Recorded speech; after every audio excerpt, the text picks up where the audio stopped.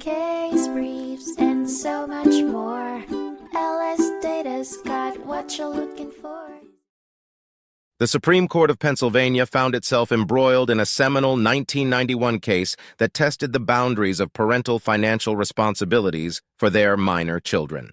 The focal point of Oeler v. Oeler was whether a parent can be legally obligated to financially support their minor child, who unilaterally decides to live independently. In this precedent-setting case, the father was originally content to fulfill his duty to financially support his minor daughter.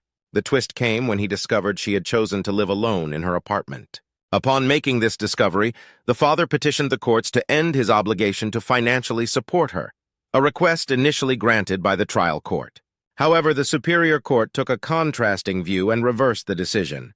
The shift in the daughter's living arrangements followed a complicated history that was rooted in her parents' separation in 1974.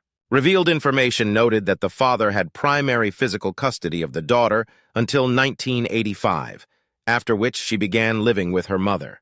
Although there were no official custody orders, a support stipulation entered into by the parties in 1987 mandated that the father pay child support of $900 per month, subject to review if custody conditions changed. The eventual ruling from the Superior Court in favor of the daughter shook the foundation of support law and the essence of family structure. It mandated that despite the daughter's independent living conditions, the father was still legally obligated to provide financial aid. Refuting the suggestion to modify custody arrangements, the court ruled that the father's support could not be affected by his terms. The aspect of primary interest was the welfare of the child, irrespective of her chosen living conditions. However, the roller coaster legal battle didn't end there. The Supreme Court of Pennsylvania ultimately overturned the Superior Court's decision, reinstating the trial court's initial ruling. In doing so, it acknowledged that while parental duty is a core principle, it shouldn't become an unequivocal obligation.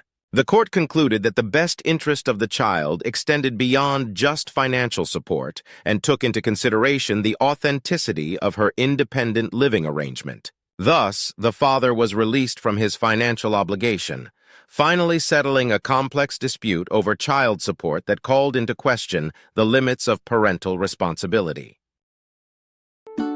Case briefs, and so much more.